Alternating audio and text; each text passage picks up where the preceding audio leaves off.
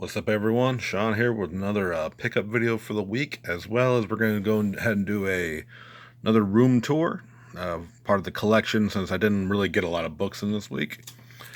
First up that I got was Batman number 96, continuing the Joker War. We guys got it was a pretty decent issue. Had seen Batman in his new suit and get a little more in depth of what's going on with the Joker. Still pretty good. It's a good pickup from the Tom King stuff that's been going on. Then we have Usagi Ojimbo number 11, and this is Return Home. It was a good issue of Usagi after his last happenings against the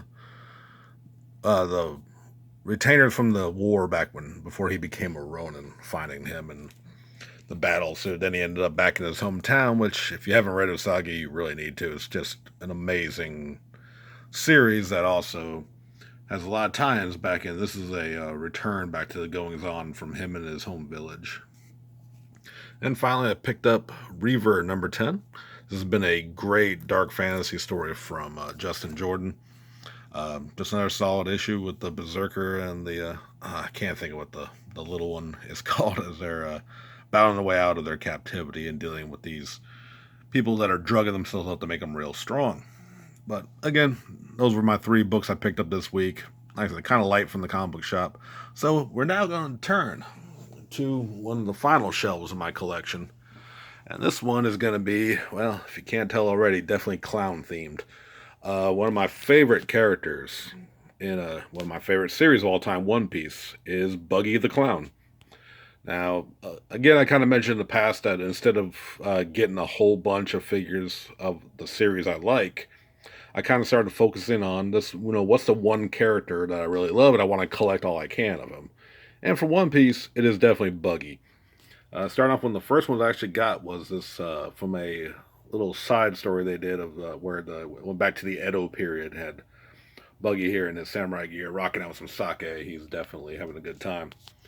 Back here we have a great piece of showing this Buggy fighting with his chop fruit power of being able to dismember parts of his body, and they can float and fly. You can see this figure shows a good way how he separates, which is also what this one was kind of capturing. Here we have Buggy with his stolen Admiral gear. That's kind of from a later arc. I'm not going to try and get into too many spoilers here. We have the Marine ship from that same arc. That came with some minifigures that I've sadly already packed up. As I mentioned in a previous video, I am moving later in the year. We have I don't know, to me it screams knockoff figure because I can't really see it. Yeah, it's called Baggy. It's very cheap, but if it's Buggy, I get everything I can. And we got this nice one here that had a changeable head and little body that I packed up where you could have the mini Buggy from when he missed a good chunk of his parts. We got here we got some cute little like chibi style Buggy, Alvita. I did want to kind of collect at one point some of his other crew members.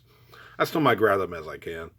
We have Chopper dressed as Buggy, which is just too damn adorable, as you know. We got they had a line of just like the famous hats, the pirate hats of the series, and of course had to get his. This is the one Buggy figure, at least, that I picked up in Japan. Got it from a secondhand store. He was complete in box. See the nice little like dismembered arm effect they got going with it. I love the dark shadowing, and just for those who collect anime figures and stuff, we buy them all at the conventions, which most of these were ordered through Amazon or bought at local cons here in the States. But this one I picked up in Japan. You can see he's a big figure, lots of detail.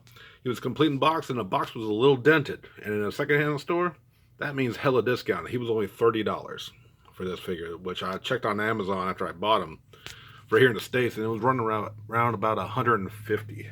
So couldn't beat that deal.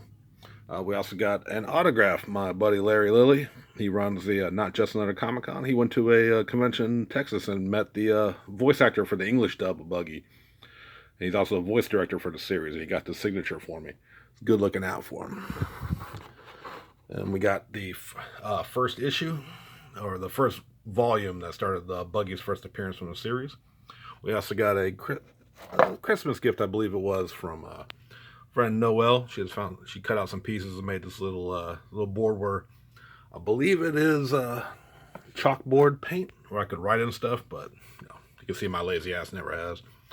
These are just some random like little One Piece stuff we got from the store in Japan. And the month we were there was actually Nico Robin's birthday, so had to they gave us a little free stuff with that for just purchasing. And then continuing on with the clown love, we also have my Harley Quinn collection. I love Harley Quinn, especially the vintage Harley Quinn. You first learn from the animated series, where she is the Joker's assistant, girlfriend slash kind of prisoner. Just a manipulation of just showing Stockholm syndrome, manipulation of her love for him, and he just using her. A lot of modern interpretation. People want to act like they have the best relationship, and if you know anything about them, you don't know what the fuck you're talking about if you think they have a great relationship. But I digress. We're getting into. We got a old school animated series style bust. We got the this was from the team who made Final Fantasy, one of their designers. They've done a few comic book lines. This was Harley Quinn's take. We got the Matt from the Mad Love box set. I have Joker and Harley. Recent pickup I got was this DC Multiverse done in the animated style. One of the original. Let's get my finger out the way there. First toys. Got that. And a black and white statue there. That was a gift from Sonya. Behind her, we have the anime style one. I got that. It was like one of the first Harley statues I ever bought. Got that from good old Pal Comics. Got a couple of beanies my wife picked me up from Walmart, as well as these vinyl figures I picked up from there as well at the last convention I went to, actually at Comic Conway. Before all this shit went down, I managed to pick up a boxed on-card version of, or on-card, yeah, not boxed, version of that same Harley Quinn figure I showed from earlier. Got some Funko Pops, articulated animated series style.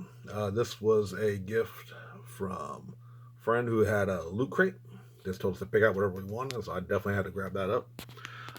Not Harley, but I just love the anime style for Dula Dent here, so I had to pick her up as well to kind of go with the anime thing. We got one of the Hero Clicks. Just got it because it is Joker Harley. And back here we have a mugshot bust of another Harley Quinn statue. But yeah, I'm a big fan of Harley. Know a lot of people are, and if you like the new one, I'm not trying to hate on you, but I stick with the classics as much as I can. Although I do love the anime. The new animated series has kind of made me really like the modern Harley a bit better. But that's going to do it for now. Y'all take it easy.